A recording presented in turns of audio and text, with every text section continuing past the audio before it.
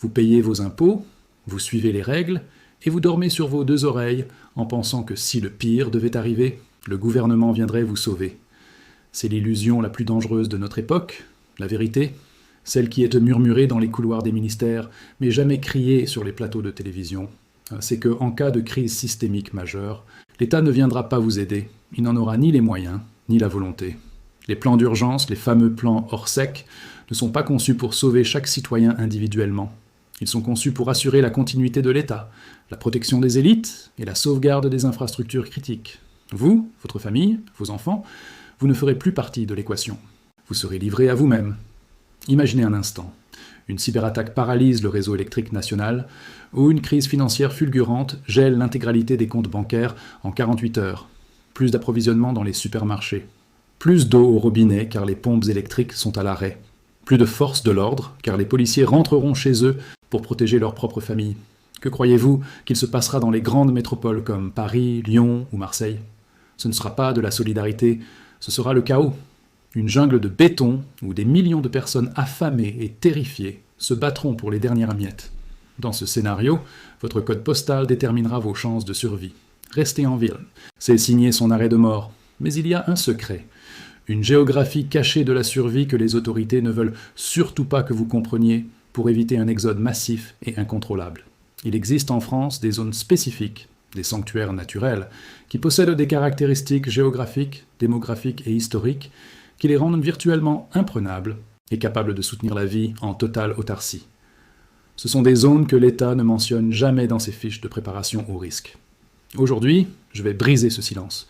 Je vais vous révéler les 5 zones les plus sûres de France en cas d'effondrement total. Ce ne sont pas des bunkers pour milliardaires, ce sont des territoires qui exigent du courage, de la préparation et un retour aux sources. Avant d'entrer dans ce classement classé confidentiel, vous devez comprendre comment nous avons identifié ces 5 sanctuaires. Nous n'avons pas jeté des fléchettes sur une carte. Nous avons croisé 5 critères de survie fondamentaux, des critères que les analystes militaires utilisent pour évaluer la viabilité d'un territoire en temps de guerre. Premièrement, l'isolement topographique. La zone doit être difficile d'accès, entourée de barrières naturelles comme des montagnes, des vallées encaissées ou des forêts denses, pour empêcher l'arrivée de hordes de pillards ou de réfugiés urbains fuyant le chaos. Deuxièmement, l'autonomie hydrique absolue. Il faut des sources d'eau potable gravitationnelles, des rivières, des nappes phréatiques non polluées, qui ne dépendent d'aucune pompe électrique. Troisièmement, le potentiel de souveraineté alimentaire. La zone doit posséder des terres arables, un écosystème riche pour la chasse, la pêche et la cueillette, et une tradition agricole rurale encore vivante. Quatrièmement, la densité de population. Elle doit être extrêmement faible, idéalement moins de 30 habitants au kilomètre carré, pour minimiser la compétition pour les ressources et les conflits humains. Et cinquièmement, la cohésion sociale et la rudesse du climat. Les zones qui connaissent des hivers froids forgent des communautés qui savent anticiper, stocker et s'entraider. Le climat agit comme un filtre naturel, éliminant ceux qui ne sont pas préparés. Entrons maintenant dans le vif du sujet. La zone refuge numéro 5, c'est le massif du Morvan, situé en plein cœur de la Bourgogne. Regardez une carte de France. Le Morvan est une anomalie. C'est un massif granitique ancien, sauvage, couvert de forêts sombres et denses, planté au milieu d'une région par ailleurs très accessible. L'État ne vous dira jamais à quel point cette zone est stratégique. Pourquoi le Morvan est-il une forteresse? D'abord, par son immensité forestière. Des dizaines de milliers d'hectares de bois offrent non seulement une source inépuisable de combustible pour se chauffer et cuisiner, mais aussi un camouflage parfait. En cas de troubles civils majeurs, une communauté préparée peut littéralement disparaître dans ces bois. Ensuite, le Morvan est le château d'eau de la région. Ces lacs artificiels, comme le lac de Panessière ou des Cétones, et ces innombrables ruisseaux garantissent que la soif ne sera jamais un ennemi. La densité de population y est dérisoire, autour de 15 habitants au kilomètre carré. Les routes pour y accéder sont sinueuses, étroites, et facilement bloquables par quelques arbres abattus, ce qui permet de contrôler les accès de manière redoutable. Cependant, le Morvan est classé 5e car il possède une faille, sa proximité relative avec le bassin parisien. En voiture, il n'est qu'à quelques heures de la capitale. Si l'effondrement est progressif, il pourrait subir une première vague de citadins en fuite. Mais si vous y êtes déjà installé, caché au fond d'un vallon avec vos réserves, protégé par l'épaisse forêt morvandelle, vos chances de survie explosent par rapport à n'importe quel habitant de la plaine. Passons à la zone numéro 4, un endroit dont vous avez peut-être entendu le nom, sans jamais mesurer sa véritable puissance stratégique. le plateau de 1000 vaches, dans le Limousin. On l'appelle souvent le château d'eau de la France, et pour cause. Des dizaines de rivières, dont la Vienne et la Vézère, y prennent leur source. L'eau y est pure, abondante, et jaillit directement du sol granitique. C'est un paramètre non négociable pour la survie à long terme. Mais ce qui rend le plateau de 1000 vaches si sécurisant en cas de chaos, c'est son hostilité naturelle envers les populations urbaines non préparées. C'est une terre rude. L'altitude varie entre 500 et 1000 mètres. Les hivers y sont longs, froids, et la neige y tombe encore en abondance. Ce climat est votre meilleur système de sécurité. Les personnes qui fuiront les villes en espérant camper dans la nature mourront d'hypothermie ou de faim sur ce plateau, s'ils n'ont pas de solides connaissances en survie et des abris préparés. La densité de population y est l'une des plus faibles d'Europe occidentale. On y trouve d'immenses étendues de tourbières, de landes et de forêts de conifères. Le plateau offre également un potentiel agricole intéressant, avec de vastes pâturages pour l'élevage bovin et ovin, essentiels pour garantir un apport en protéines et en graisses animales quand les supermarchés seront des coquilles vides. L'État sait que le Limousin est un angle mort de la mondialisation, une zone délaissée économiquement en temps de paix. Mais c'est précisément ce délaissement qui en fait un paradis en temps de guerre ou d'effondrement. L'infrastructure y est déjà minimale, ce qui signifie que les habitants locaux ont conservé une culture de la débrouillardise, de l'artisanat et de la réparation.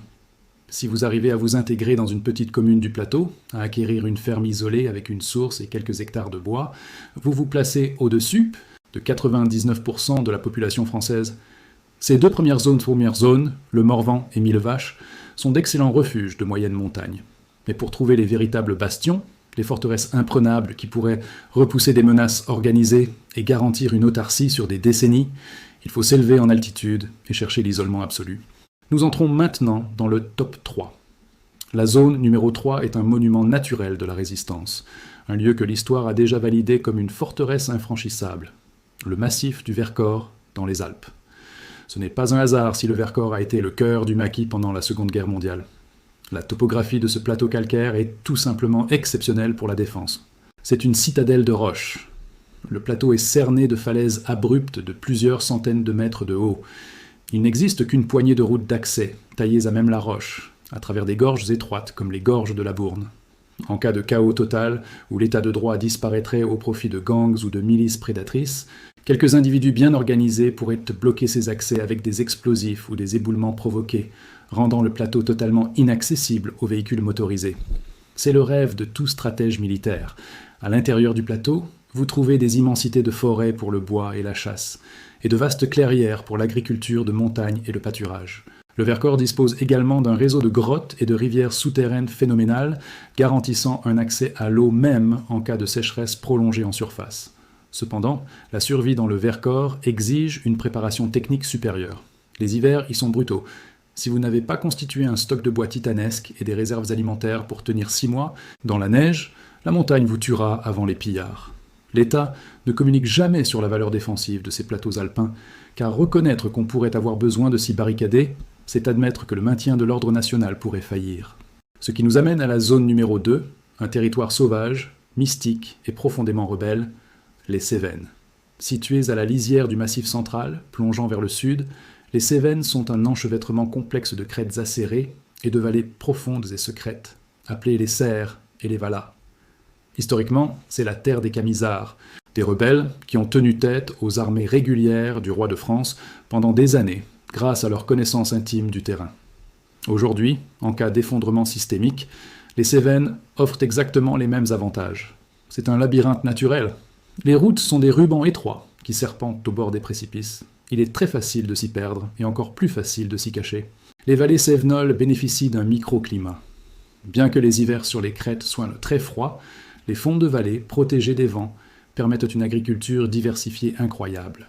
Depuis des siècles, les habitants y ont aménagé des terrasses, les fameuses faïsses, pour cultiver des légumes, des vignes et surtout des châtaigniers. L'arbre à pain, comme on l'appelle, a sauvé des générations de la famine. Une forêt de châtaigniers bien entretenue est une source massive de glucides de haute qualité, stockable pendant des mois. L'eau dévale de chaque flanc de montagne sous forme de torrents cristallins. La culture locale est profondément ancrée dans l'indépendance, le rejet de l'autorité centrale et l'autosuffisance. Beaucoup de néo-ruraux et de personnes orientées vers la survie s'y sont déjà installés discrètement. Dans les Cévennes, la géographie, la flore et la mentalité des habitants convergent pour créer l'une des zones de survie les plus résilientes d'Europe. Mais il reste une zone, la zone numéro 1, l'ultime sanctuaire. Un endroit où, si le reste du monde brûle, vous pourriez non seulement survivre, mais continuer à vivre selon vos propres règles. Cette zone, c'est l'intérieur montagneux de la Corse, et plus spécifiquement des régions comme la Castagniccia ou l'Alta Rocca. Oubliez les plages touristiques et les stations balnéaires de la côte qui seraient rapidement plongées dans le chaos, pillées et rendues vulnérables aux attaques maritimes. Je vous parle de la Corse de l'intérieur, de la montagne. Pourquoi est-ce le sanctuaire ultime ? D'abord, l'insularité. La mer Méditerranée est une douve géante. En cas de pandémie foudroyante, de fuite nucléaire sur le continent ou de migration de masses de réfugiés affamés, la Corse peut physiquement fermer ses frontières. Si les ferries s'arrêtent, l'île est coupée de la folie du monde. Ensuite, la topographie. La Corse est une montagne dans la mer. L'intérieur des terres est d'une sauvagerie et d'une inaccessibilité rare. Les villages sont perchés sur des pitons rocheux, construits comme des forteresses médiévales. Les routes sont des chemins de chèvres goudronnés. L'agriculture y est ancestrale.